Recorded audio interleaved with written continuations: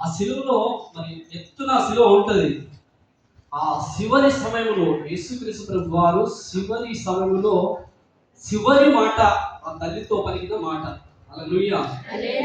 చాలాసార్లు అమ్మా అని ఎన్నోసార్లు పలకరించు, ఆ పలకం వేరు. చివరి మాట అమ్మా అంటాడు. అందులో ఎంత వేదనతో కూడిన మాట, ఆదరణ కలిగించే. హల్లెలూయా. అంత వేదంతో ఉంటూ ఆ సిలువ మీద యేసయ్య వేలాడుచు ఒక్క మన ఒళ్ళు ఉంచితే ఆ పేరు ఎలా ఉంటుందో మనకు తెలుసు. కొద్దిగా మన ఏలు తెగిందనుకో ఆ పేరు విలువిలాడిపోతామే. కాళ్ళలో చేతులలో మేకులు, ఆ ముండ కిరీటం ధరించి ఆ రక్తము ముద్దగా మారిపోయింది యేసయ్య. అంత వేదనతో ఉంటూ అంత బాధపడచ్చు ఏమంటారంటే అమ్మా అంటాడు. అమ్మా కొద్దిసేపట్లో నేను చనిపోతున్నానమ్మా. చూడండి, కొద్దిసేపట్లో ఈ కుమారుడు ఉండడు, ఈ లోకాన్ని వెళ్ళిపోతున్నాడు. ఈ రోజుకే నీకు నాకు కుమారుడుగా 33 సంవత్సరాలమ్మా నీ కడుపులో జన్మించి నన్ను ఎంతగా ప్రేమించి నన్ను ఎంతగా ఆదరించి నువ్వు చూసిన ప్రేమ అది ఊహించలేదు. నా గురించి, నా బాధల గురించి నువ్వు ఎంత కష్టపడ్డావమ్మా. అవన్నీ వేసే గుర్తులేవండి. యేసు ప్రభుని గర్భంలో ధరించిన మొదలుకొని చివరి సమయం వరకు ఈ మరియమ్మ తల్లికి అతి వేదన భరించలేదండి. తన కుమారుని కొడతా ఉంటే, తన కుమారుని ఆ మేకులు కొడతా ఉంటే ఆ తల్లి చూసి ఎలా తట్టుకోగలుగుతుందండి. ఒక తల్లిగా మనం ఒక ఆలోచన చేద్దాం. అక్కడ మనమే ఒక తల్లిగా నీళ్ళ ఉంటే ఆ గుండె ఎట్లో కొంతమంది ఆ రక్తం చూస్తేనే కింద పడిపోతాం. అలాంటి సమయంలో కూడా ఏమంటే అమ్మా ఇదిగో నీ కుమారుడు. హల్లెలూయా. యేసుక్రీస్తు ప్రభువారు మరి 12 మంది శిష్యులు ఉన్నప్పటికీ మరి ఆ 12 మంది నీ కొరకు ప్రాణం పెడుతున్న పేతురు వారి, నీ కొరకు మరణిస్తున్న వారు కూడా ఎవ్వరు లేరు ఆ శ్రమంలో. కానీ ఒకే ఒక్క యోహాను ఉన్నాడు. శిష్యులందరూ పారిపోయారు, యోహాను కూడా పారిపోయాడు. కానీ 3.5 సంవత్సరాలు నన్ను ఎంతగా ప్రేమించి ఎన్నో మాటలు చెప్పి నన్ను ఎంతగా బలపరిచింది. దేవుని యొక్క కుమారుని నేను దూరం ఇలా అయిపోతా, నన్ను కూడా ఇలా సిలువ వేసినా పర్వాలేదు, నన్ను చంపినా పర్వాలేదు, నేను వేసేలాగా వెళ్తాను ధైర్యంతో వచ్చాడు. ఒక్కడే యోహాను నిజమైన స్నేహితుడు చెప్పాలి. వీడియోలో యోహాను మాత్రమే ఆ శిష్యుల్లో ఆ మాట నెరవేర్చుదని నేను చెప్పుచున్నాను. హల్లెలూయా. కష్టం వచ్చినా, దుఃఖం వచ్చినా, బాధలంతా నిందలు ఇవన్నీ సమస్యలు వచ్చినా, కష్టాల్లో బాధల్లో మా చుట్టాలు ఎవరైతే నువ్వు ఏ వేదనలో బాధతో ఉన్నారు, ఎవరైతే నువ్వు ఆదరిస్తారో, యోగం చూస్తే 3 స్నేహితులు వచ్చి యోగం చూసి బట్టలు చింపుకొని 3 రోజులు ఉపవాసం ఉండి, అది స్నేహితం అంటే. హల్లెలూయా. హల్లెలూయా. దేవుడిలో ఒక్క యోహాను మాత్రం అక్కడ వచ్చిన అమ్మా ఇదిగో నీ కుమారుడు. ఆ కుమారుడు ఈ రోజు నువ్వు అయిపోవాలి. చాలా మంది బయట మరి మన అన్నలు ఉన్నారు. ఆ కుమారుడుగా అమ్మా ఇదిగో.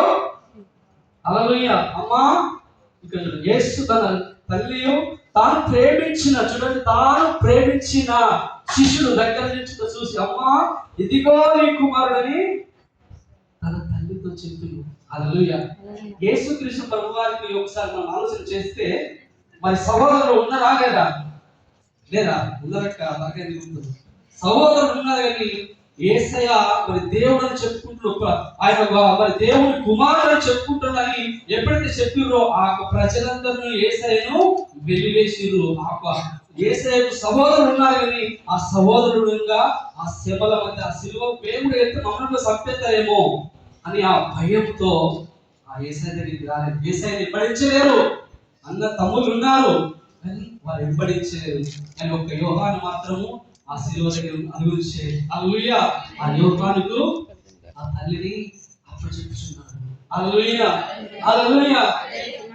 చూడండి 26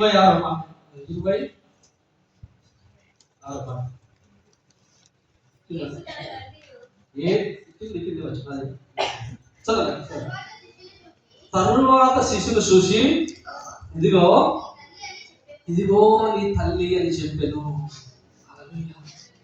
శిష్యు ఇదిగో నీ తల్లి. ఈ రోజు నుంచి 33 సంవత్సరాలు నా తల్లిని తల్లిగా ఎంతగా ప్రేమించి నా ఆ తల్లికి ఉన్న ప్రతి అవసరం నేను ఎలాగ కుమారుడుగా నా బాధ్యత నేను ఎలా తీర్చానో అలాగే నువ్వు తీర్చాలి. ఎంత నమ్మకం అండి. ఒక తల్లిని ఒక వ్యక్తి చేతిలో పెట్టాలంటే ఎంత ఆలోచన కలిగి, ఎంత అంటే మనం ఒక వస్తువే ఒకరి దగ్గర పెట్టాలంటే మనం ఇచ్చినందుకు మనసు రాదు. ఒక తల్లిని ఎంత నమ్మకస్తుడు. హల్లెలూయా. యేసుకు తెలుసు ఆయన మనసు ఎలాంటిదో, ఆయన ఎలాంటి వాడో. అందు గురించి ఆ తల్లిని అలాంటి అప్పచెప్పే వారికి మనం ముందు కాక హల్లెలూయా. అలాంటి భారము భరించే వారిగా మనం తల్లిని అప్పచెప్పినప్పుడు ఆమెను అతడు చేర్చుకునేను. హల్లెలూయా. అలాంటి మనసు కలిగి మనం ఉండాలి. హల్లెలూయా. చూడండి, ఇది దేవుని ఆజ్ఞ అయినది. హల్లెలూయా. ఇది దేవుడు ముందే మోషే ద్వారా మనకు రాసించి ఉన్నాడు. చూద్దాం మనం ఒకసారి వాక్యంలో తొందరగా చూపిస్తా, సమయం తక్కువ కాబట్టి. హల్లెలూయా. నిర్గమకాండం 12 వచనం నేను చదువుతా. మీ దేవుడైన యెహోవా నీకు అనుగ్రహించు దేశములో నీవు దీర్ఘాయుష్మంతుడగునట్లు నీ తల్లిని సన్మానించుము. హల్లెలూయా. మోషే ద్వారా రాయించిన మాట. దేవుని స్తోత్రం కలుగును గాక. అలాగే చూస్తే మనం ఎబ్రీ పత్రిక 6:2-3 ఒకసారి గట్టిగా చదివి వినిపించండి. ఎబ్రీ పత్రిక త్వరగా నేను చదువుతాను. అది కాదు, ఎబ్రీ పత్రిక 6:2-3 నేను చదువుతాను. ఒక్కొక్క చదువు, నేను చదువుతా. దేవుడు హల్లెలూయా. తొందరపడదు. నీకు మేలు కలుగునట్టు నీ తల్లిని నీ తండ్రిని సన్మానించు, అప్పుడు నీవు భూమి మీద దీర్ఘాయుష్మంతుడు అగుదు. ఇది వాగ్దానంతో కూడిన ఆజ్ఞలలో మొదటి. సిలువలో పలికిన మాట ఏంటి? మూడోది. సిలువలో యేసు పలికిన మూడో మాట ఆజ్ఞలలో మొదటి. ఆజ్ఞ ఇచ్చిన దేవుడే దాన్ని నెరవేర్చకపోతే, చూడండి నేను చెప్తున్నా, నేనే దాని ప్రకారంగా జీవించకపోతే ఆ జీవితమే కాదు. అది యేసుక్రీస్తు ప్రభువు తన భక్తుల ద్వారా ఏదైతే రాయించడం ఉందే అవన్నిటిని యేసు ప్రభువు భూమి మీదకి వచ్చినప్పుడు నెరవేర్చింది. స్తోత్రకరుడు గాక. హల్లెలూయా. ఇంకా కింద చూద్దాం. సామెతలు 23:25 వచనం. నిన్ను కనిన నీ తండ్రి ఉపదేశమును అంగీకరించుము, నీ తల్లి ముదిమి వయసులో ఆమెను నిర్లక్ష్యము చేయకు. ముదిమి వయసులో ఆమెను నిర్లక్ష్యము. యేసుక్రీస్తు ముదిమి వయసులో ఆమె నిర్లక్ష్యం చెప్పక తనకు, ఎందుకంటే ఇప్పుడు ఆ సిలువ దగ్గర నుంచి ఇంటికి వెళ్తే మరి మరియమ్మ తల్లికి ఇంకా కుమారుడు ఉన్నారు కానీ వారు దగ్గరికి రానిచ్చే ఆ పరిస్థితులు లేదు. ఎందుకంటే సమాజం అంతా వేసిర్రు. ఇప్పుడు నేను ఇంటికి అటు యేసుక్రీస్తు ప్రభువుని ముందే తన ఆలోచన వెరిగి, సర్వంత జ్ఞానం మా దేవుడు కదా, ముందే ఆలోచన ఎదిగి ఆ తల్లికి ఒక ఆదరణ నిర్లక్ష్యం పెట్టే కాదని హల్లెలూయా. ఉదయం వయసులో ఆమె నిర్లక్ష్యము పెట్టకూడదని దేవుడు వాక్యం చూస్తుంది. హల్లెలూయా.